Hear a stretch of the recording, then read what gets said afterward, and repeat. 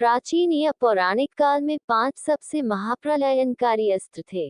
पहला ब्रह्मास्त्र, दूसरा नारायणास्त्र, तीसरा पाशुपतास्त्र, चौथा वज्र और पांचवा सुदर्शन चक्र। आओ जानते हैं ब्रह्मास्त्र के बारे में 10 खास बातें। तदस्त्रम प्रज्वल महाज्वालम तेजोमंडल संवृतम सशब्दम भवम व्योम ज्वालामालाकुलम भर्षम चचाल च मही कृत्स्ना सपर्वत्वनद्रुमा। Mahabharat, the 8th of October 14। अर्थात ब्रह्मास्त्र छोड़े जाने के बाद भयंकर वायु जोरदार तमाचे मारने लगी। सहस्रावधि उल्का आकाश से गिरने लगे। भूतमात्र को भयंकर महाभय उत्पन्न हो गया। आकाश में बड़ा शब्द हुआ। आकाश जलने लगा। पर्वत, अरण्य, वृक्षों के साथ पृथ्वी हिल गई।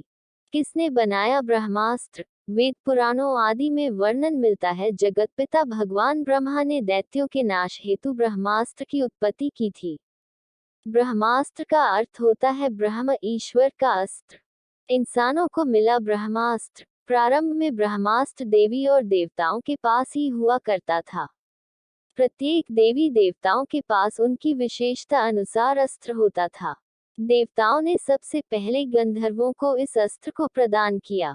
बाद में यह इंसानों ने हासिल किया।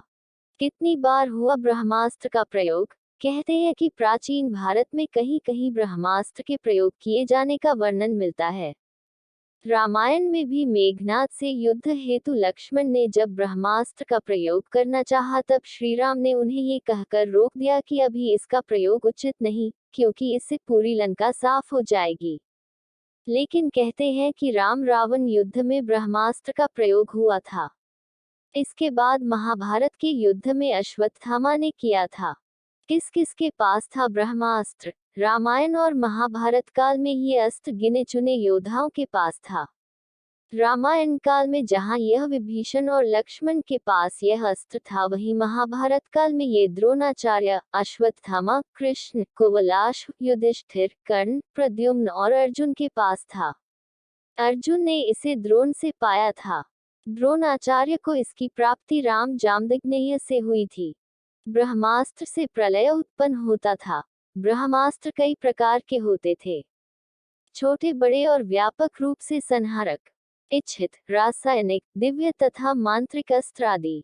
माना जाता है कि 2 ब्रह्मास्त्रों के आपस में टकराने से प्रलय की स्थिति उत्पन्न हो जाती है।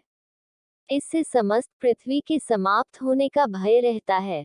महाभारत में सौप्तिक पर्व के अध्याय 13 से 15 तक ब्रह्मास्त्र के परिणाम दिए गए हैं।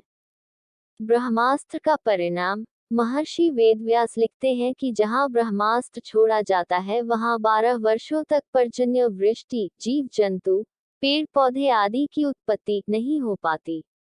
महाभारत में उल्लेख मिलता है कि ब्रह्मास्त्र के कारण गांव में रहने वाली स्त्रियों के गर्भ मारे गए थे। गौरतलब है कि हिरोशिमा में रेडिएशन फॉल आउट होने के कारण गर्भ मारे गए थे और उस इलाके में 12 वर्ष तक अकाल रहा। इससे ये सिद्ध होता है कि ब्रह्मास्त्र भी परमाणु बम जैसे ही रहा होगा। ब्रह्मास्त्र की काट। इस अस्त्र शस्त्र का काट किसी के भी पास नहीं था। कहते हैं कि ब्रह्मास्त्र को ब्रह्मास्त्र से ही रोका जा सकता है या इसे वापस लेकर इसके परिणाम से बचा जा सकता है। अश्वत्थामा ने जब अर्जुन और श्री कृष्ण पर ब्रह्मास्त्र चलाया था तब ऐसा ही हुआ था। माना जाता है कि यह अचूक और सबसे भयंकर अस्त्र है। जो व्यक्ति इस अस्त्र को छोड़ता था वह इसे वापस लेने की क्षमता भी रखता था, लेकिन अश्वत्थामा को वापस लेने का तरीका नहीं याद था, जिसके परिणामस्वरूप उससे उत्तरा के गर्भ की ओर इसे मोड़ दिया था, लेकिन इसके असर से मृत जन्मे शिशु को श्री कृष्ण ने जीवित कर दिया था। प्रत्येक शस्त्र पर भिन्न भिन्न देव या देवी का अधिकार होता है और मंत्र, तंत्र और यंत्र के द्वारा उसका संचालन होता है। ब्रह्मास्त्र अचूक अस्त्र है जो शत्रु का नाश करके ही छोड़ता है। इसका प्रतिकार दूसरे ब्रह्मास्त्र से ही हो सकता है, अन्यथा नहीं। क्या ये परमाणु बम जैसा था? शोध कार्य के बाद विदेशी वैज्ञानिक मानते हैं कि वास्तव में महाभारत में परमाणु बम का प्रयोग हुआ था। 42 वर्ष पहले पुणे के डॉक्टर व लेखक पद्माकर विष्णुवर्तक ने अपने शोध कार्य के आधार पर कहा था कि महाभारत के समय जो ब्रह्मास्त्र इस्तेमाल किया गया था वह परमाणु बम के समान ही था। डॉक्टर वर्तक ने 1969-70 में एक किताब लिखी, स्वयंभू। इसमें इसका उल्लेख मिलता है। कहते हैं कि आधुनिक काल में रॉबर्ट ओपनहाइमर ने गीता और महाभारत का गहन अध्ययन किया। उन्होंने महाभारत में बताए गए ब्रह्मास्त्र की संहारक क्षमता पर शोध किया और अपने मिशन को नाम दिया ट्रिनिटी, त्रिदेव। रॉबर्ट के नेतृत्व में 1939 से 1945 का बीच वैज्ञानिकों की एक टीम ने ये कार्य किया। 16 जुलाई 1945 को इसका पहला परीक्षण किया गया। क्या सिंधु सभ्यता ब्रह्मास्त्र से हो गई थी नष्ट? सिंधु घाटी सभ्यता, मोहनजोदड़ो, हड़प्पा आदि में हुए अनुसंधान से ऐसे कई नगर मिले हैं जो लगभग 5000 से 7000 ईसा पूर्व अस्तित्व में थे। इन नगरों में मिले नरकंकालों की स्थिति से ज्ञात होता है कि मानो इन्हें किसी अकस्मात प्रहार से मारा गया है। इसके भी सबूत मिले हैं कि यहाँ किसी काल में भयंकर ऊष्मा उत्पन्न हुई थी।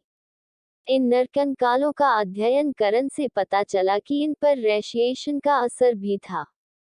दूसरी ओर शोधकर्ताओं के अनुसार राजस्थान में जोधपुर से पश्चिम दिशा में लगभग 10 मील की दूरी पर 3 वर्गमील का एक ऐसा क्षेत्र है जहां पर रेडियो एक्टिविटी की राख की मोटी परत जमी है। इस परत को देखकर उसके पास एक प्राचीन नगर को खोद निकाला गया जिसके समस्त भवन और लगभग 5 लाख निवासी आज से लगभग 8000 से 12000 साल पूर्व किसी विस्फोट के कारण नष्ट हो गए थे। मुंबई का गड्ढा। मुंबई से उत्तर दिशा में लगभग 400 किलोमीटर दूरी पर स्थित लगभग 2154 मीटर की परिधि वाला एक विशालकाय गड्ढा मिला है। शोधकर्ताओं के अनुसार इसकी आयु लगभग 50,000 वर्ष है। इस गड्ढे के शोध के पता चलता है कि प्राचीन काल में भारत में परमाणु युद्ध हुआ था। अगर आपको ये स्टोरी अच्छी लगी हो तो इसे जरूर शेयर करें और इसी तरह के अन्य लेख पढ़ने के लिए सब्सक्राइब की बटन दबाएं।